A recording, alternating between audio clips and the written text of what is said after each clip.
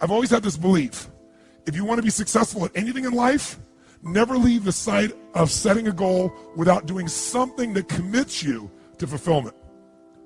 If you get, like, you're in state, right, when you do something. While you're in state, that's the time to commit yourself to something that makes you follow through. How many know what I'm talking about here? Say I. So I'd call somebody up, I'd schedule something, I'd lock in the next meeting, I'd sign up for the class, I'd enroll the guy who was going to mentor me, I'd set the meeting with a mastermind of people I met. I did something so that whatever I committed to, there was something when I went home that would pull me there. It's structure.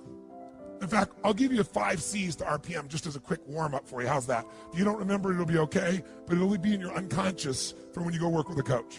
These are the 5 C's.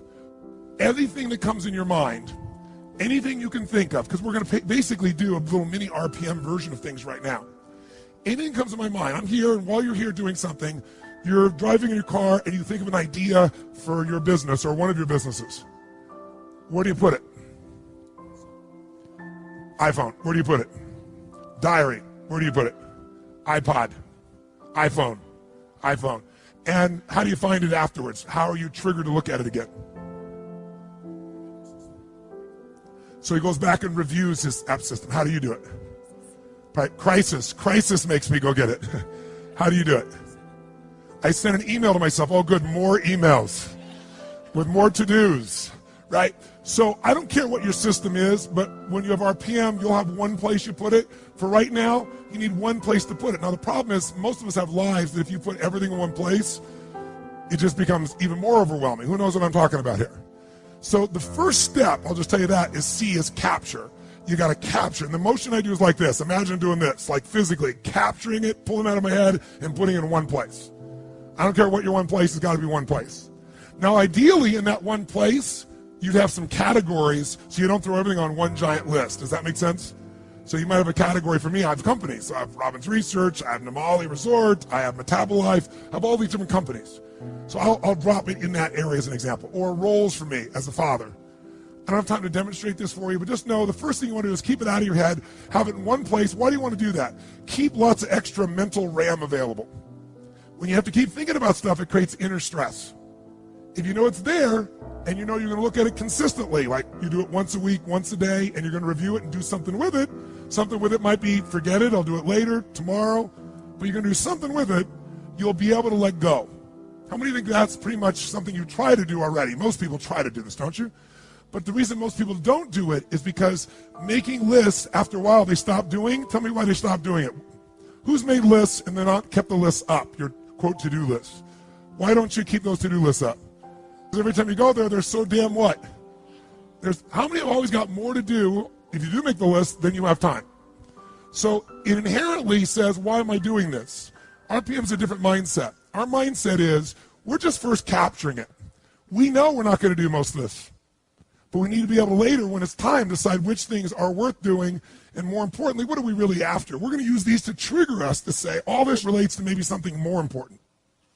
How many follow the philosophical difference here? Say I. My goal is not get things done. This is not GTD. This is use the things you need to get due to stimulate a higher level of thinking of what you really want, why you want it, and become very strategic about how to get that. And many of these things may go away, or they just won't matter.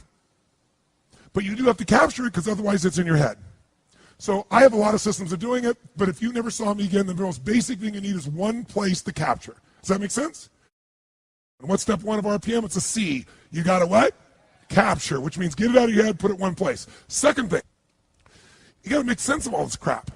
And the way you do that, step 2, is you create a plan. And a plan for me has 3 parts. And the 3 parts are 3 questions that I ask and 3 actions I take. And again, you'll learn this. I'm not trying to teach this all right now. I just want to plant some seeds in your mind. Is this okay? Yes. Is this useful? Yes. So when you're going home, you got all this captured stuff you just did here, right? Now you got to start to create a plan. You got to look at all this stuff and say, okay, there's more here than I can do. So what I really need is read all this stuff and start to see, well, all these things relate to one thing. All these relate to another.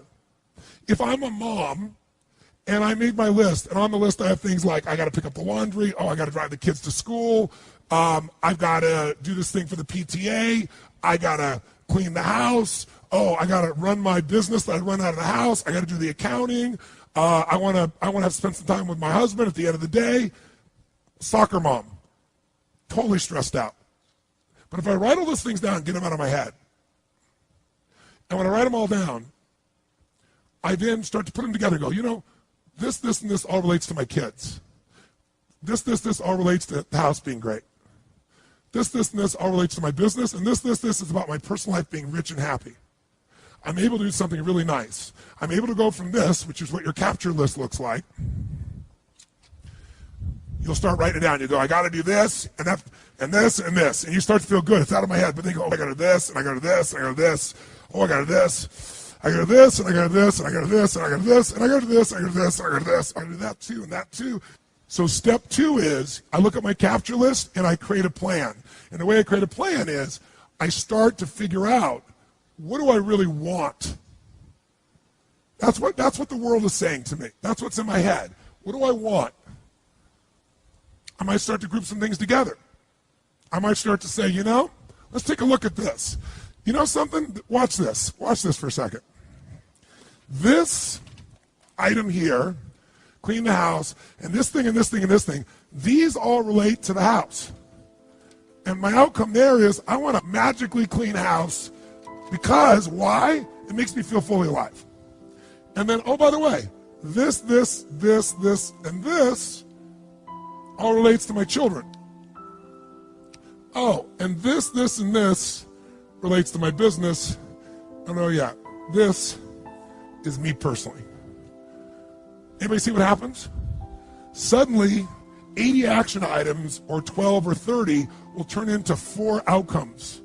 There's something here that I want for my home. There's something I want here for my kids. There's something I want here for my business. There's something I want for me. And what that does is now I can start to go, okay, instead of reading all these items, what do I really want for my kids? What's my outcome this week or today? And you get really, really clear about what you're after. You use this to take you to another level higher. Use this to trigger a higher vision instead of letting this limit you. And once you know what you want, that's the first question. So create a plan has 3 questions to it and 3 actions. First question is, what do I really want?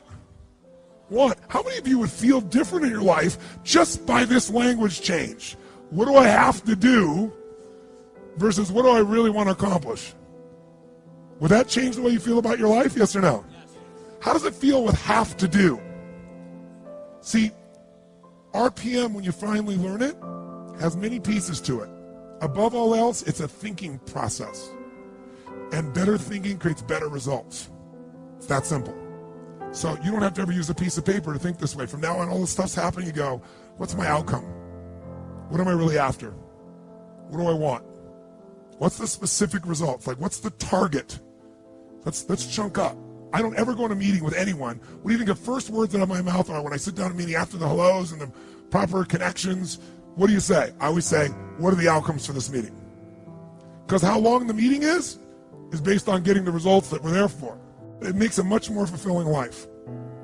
Or if you can't get in that time, you know that outcome's still not done. We're going to come back and get that outcome done. How many follow what I'm talking about here? Say I. Now, when you get clear what your outcomes are, that's the first question of creating a plan. Second question is, why do I want it? Why? Why is this important to me? Why is this something that really is a must for me? I don't have to do it. I want to do this. Why is this transformative? What's exciting about this to me? And almost all of you have certain key words that are triggers for you.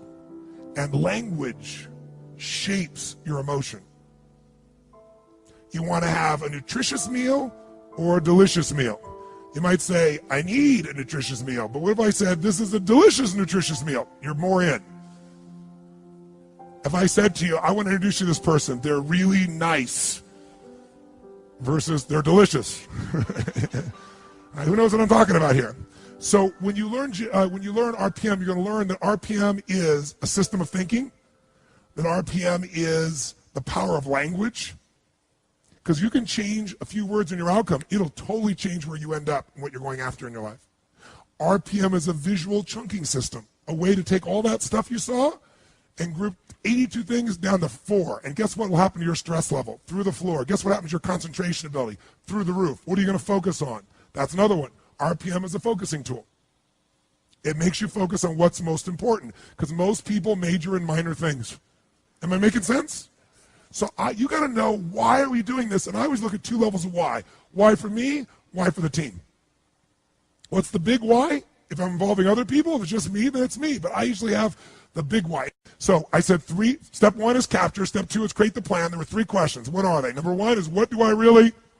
Or another word for that is, what is my? Or another word for that is, what is the result? And I eventually try to get it to a result because I want to make it measurable, if at all possible. If I can't get it measurable in a short time, I want major progress on as my outcome, right? Or complete something, or whatever it is. My purpose are some key words. Write this down. Purpose, I should say, activity without purpose is the drain to your life. Activity without purpose is the drain to your life. It's the drain to your wealth. It's the drain to your lifestyle. Three questions. What's my outcome? What's my purpose? What's my why? Third one, what's my massive action plan? Or another, say, what do I need to what? Now you ask that question, it makes some sense. Because what to do depends on what your outcome is. Otherwise, what you're going to do is going to be based on stress, concern, fear, people interrupting you, reacting, demands. And so your life is nothing but a reaction tool. Of all the tools I have, this may be the most valuable one, ironically. Because this is the one how it all gets executed. And I don't teach it very often. So, third question is, what's my massive action plan? What do I need to do to achieve this? And when you do that, you'll take things off your capture list and you'll cross them off as they fit in, or you'll say, I don't even need to do that. So, to create a plan, there's three questions and then there's three actions. This gets a little more technical, but I think you can pick it up real easy. You take those action items and you put them in order of importance. Does that make sense? But the way I do that more quickly is I go put a star next to the ones that are the 20% that's going to give me 80% of the result. Because I know I'm not going to do all these action items. I know even if I intend to, I'm going to get interrupted 20 million times. So I want to know, what's the 20% of this list? I've got an outcome. I got a purpose. And I have this little block. The center of the target is the outcome. I see the purpose with all the juicy words. Why I'm doing this? Now I got this list of 7, 8, 9, 10, 12 things, action items. They're all related to kids, that kid outcome. I'm not going to do all those today. Which are the 20% that make the biggest difference? I star those. And guess what else I do? I figure out what's the 20%, what I call it, what are the must items. My musts are the 20% that are going to make 80% of the difference. That way, every day I can still succeed. That's why I still do my lists and most people don't. Because I don't do lists. I come up with outcomes and purposes, and I got lists within them, and they're highly prioritized with what matters. And later on, if I want to come back and do more, great. So, 3 questions, 3 actions. The actions are, star the things that are musts. 2, establish the real time. The real time is I go minimum to maximum. On each of those items, I go, how long is this really going to take? Why is that important? Because most of you overwhelm yourself and say, this will be, I just had a meeting with my team the other day, and I said, how long is this going to take? And somebody said, that'll probably take us 10 weeks. I said, okay, let's sit down and do it. Let's sit down and lay out where that 10 weeks is going to come from. And we're all done. It was about 7 hours worth of work. Because we all overestimate when it's in our what? In our head. You sit down, look at each item, and you look at the 20%, and you mark, okay, 20 to 25 minutes, 30 to 40 minutes. And by the way, at the end of the day, what do I look at? What are my start items? What's the minimum time necessary to get that result? That's what I go do. Same thing with my week. So, 3 questions. I create a visual block where this separates from everything else. Below it, I'll space and I'll create another block. When you learn RPM, you'll see that visually. I don't think I want to throw up for you right now. But basically, in the center of my page, I see the target of what I'm after. I write my result. To the right, I write my juice. Purpose. To the left, I put my action list. Put in order of importance. Boom. Asterisk. Boom. Minimum must time. I'm ready to rock and roll. Here's the third one. Leverage. Leverage is critical. You know how I get so much done? Because I don't just get it done. I know the outcome, I know the purpose, and I look for leverage. Leverage is different than delegation. What's the problem with delegation? Delegation is you have all that needs to be done, so you give it to someone else, and you tell them what needs to be done, and when they don't do it, you're pissed off. Leverage says, I can move the biggest boulder in the world with a little bit of effort if I got something I can do it with, but I'm still part of it. So leverage is, if I'm going to leverage something here with Tom, I'm going to make sure Tom understands the what? the outcome. I want to make sure Tom understands the purpose, the why, and the action. But I might say to Tom, if you can get this done without this action or better action, go for it, baby. And I want to talk to you on this date, and we got to promise them we're going to check in before it's needed. So there's no surprises. And if you're having problems, Tom, come back to me because we're partners on this. That I call leverage, different than delegation. Who sees the difference here? Say I. So 3 questions. What creates the plan? 3 questions with a block, 3 actions. Where's my must? What's my minimum must times? Where's my leverage? And you know what I do when I have no time? There is time. I just got to leverage it.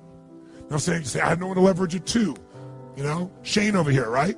I got all the stuff he wants to do. He can't leverage it. But Shane's answer was, hire somebody. Then he thinks about what it's going to take and goes, $125,000. Can't do that now. He's getting caught up in one way to get the outcome. Leverage. He goes through his list and goes, what if I got someone to do 20% of this stuff?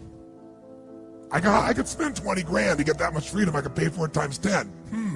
And if I'm really productive, my productivity should enhance the world, not only my clients and customers, but it should provide jobs for other people.